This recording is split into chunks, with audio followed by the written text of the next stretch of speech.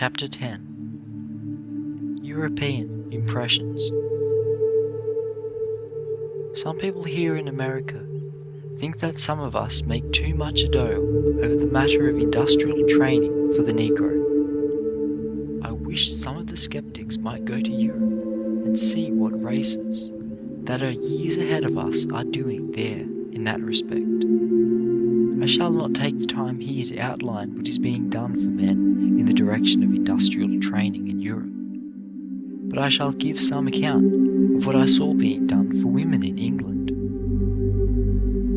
Mrs. Washington and I visited the Agricultural College for Women at Swanley, England, where we found 40 intelligent, cultivated women who were most of them graduates from high schools and colleges, engaged in studying practical agriculture, horticulture, dairying and poultry raising. We found the women in the laboratory and classrooms, studying agricultural chemistry, botany, zoology, and applied mathematics. And we also saw these same women in the garden, planting vegetables, trimming rose bushes, scattering manure, growing grapes, and raising fruit in the hothouses and in the field. As another suggestion for our people, I might mention that while I was in England, I knew one of the leading members of Parliament leaving his duties in that body for 3 days to preside at a meeting of the National Association of Poultry Raisers, which was largely attended by people from all parts of the United Kingdom. In the trip which Mrs. Washington and I made through Holland, we saw much which may be of interest to you. It has been said that God made the world, but the Dutch made Holland. For one to fully realize the force of this, one must see Holland for himself. One of the best ways to see the interior of Holland in the peasant life is to take a trip, as we did, on one of the canal boats plying between Antwerp in Belgium and Rotterdam in Holland. It was especially interesting for me to compare the rural life in Holland with the life of the country coloured people in the south.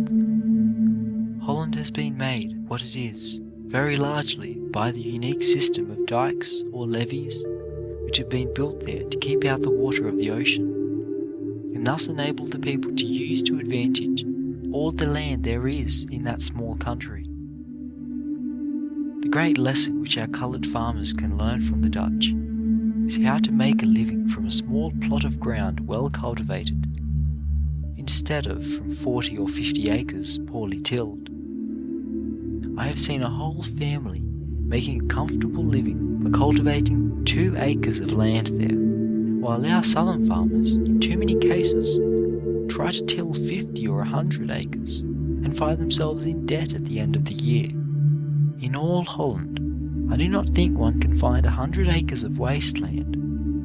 Every foot of land is covered with grass, vegetables and grain or fruit trees. Another advantage which our southern farmers might have in trying to pattern after the farmers of Holland would be that they would not be obliged to go to so much additional expense for horse or mule power. Most of the cultivating of the soil there is done with a hoe and spade. I saw the people of Holland on Sunday and on weekdays, but I did not see a single Dutch man, woman or child in rags. There were practically no beggars and no very poor people.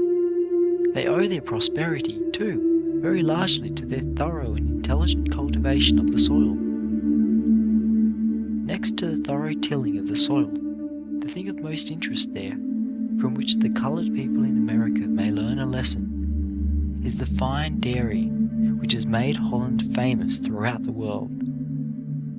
Even the poorest family has its herd of Holstein cattle, and they are the finest specimens of cattle that it has ever been my pleasure to see.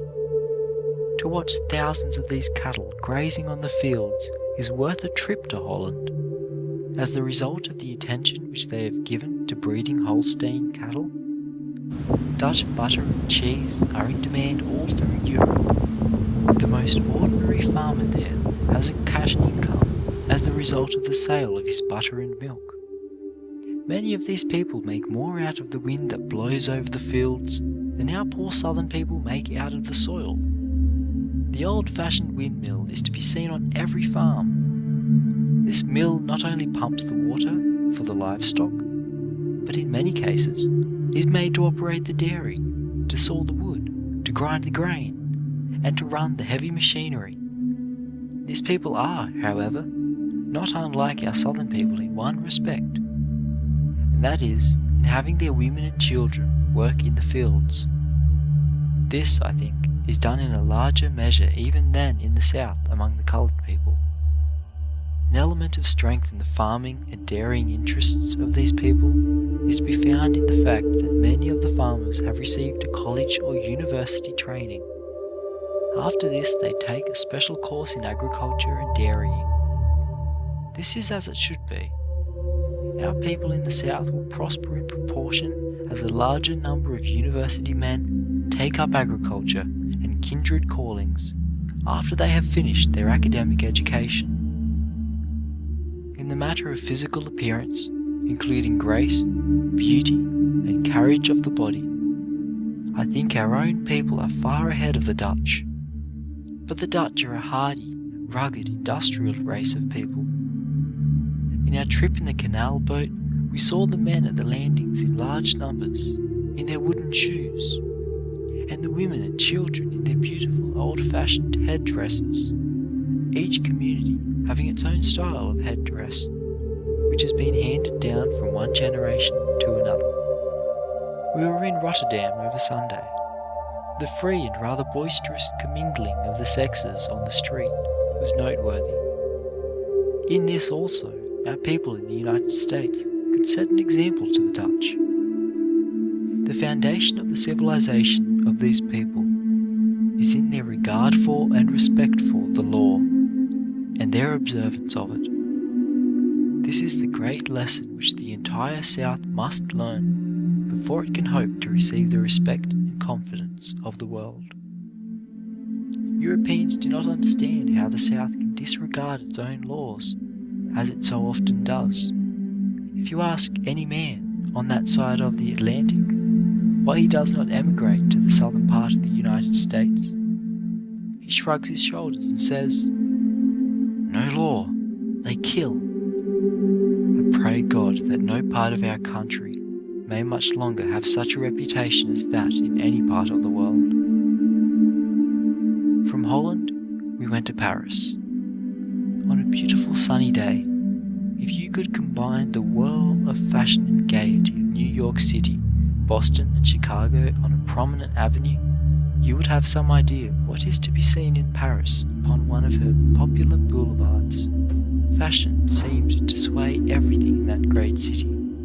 For example, when I went into a shoe store to purchase a pair of shoes, I could not find a pair large enough to be comfortable.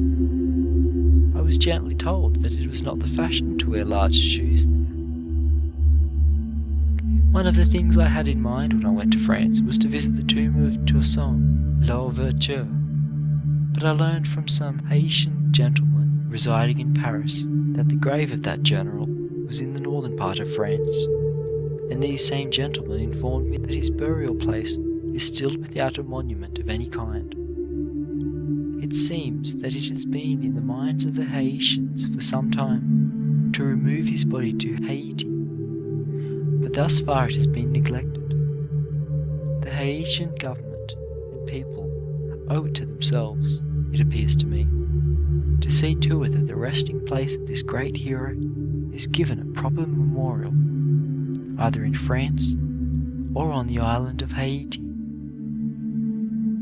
Speaking of the Haitians, there are a great many well-educated and cultivated men and women of that nationality in Paris. Numbers of them are sent there each year for education, and they take high rank in scholarship. It is greatly to be regretted, however, that some of these do not take advantage of the excellent training which is given there in the colleges of physical science, agriculture, mechanics, and domestic science. They would then be in a position to return home and assist in developing the agricultural and mineral resources of their native land, Haiti will never be what it should be until a large number of the natives receive an education which will enable them to develop agriculture, build roads, start manufactories, build railroads and bridges, and thus keep on the island the large amount of money which is now being sent outside for productions which these people themselves could supply. In all the European cities which we visited, we compared the conduct of the rank and file of the people on the streets, and in other places, with that of our own people in the United States. And we have no hesitation in saying that, in all that marks a lady or gentleman, our people in the South do not suffer at all by the comparison. Even at the camp meetings and other holiday gatherings in the South, the deportment of the masses of the coloured people is quite up to the standard of that of the average European in the larger cities which we saw. I should strongly advise our people against going to Europe, and especially to Paris, with the hope of securing employment, unless fortified by strong friends and a good supply of money. In 1 week in Paris, 3 men of my race called to see me, and in each case I found the man to be practically in a starving condition.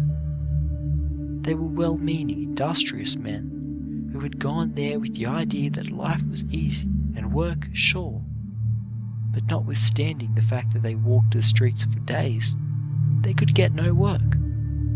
The fact that they did not speak the language, nor understand the customs of the people, made their life just so much the harder. With the assistance of other Americans, I secured passage for one of these men to America. His parting word to me was, "The United States is good enough for me in the future." End of Chapter 10. European Impressions.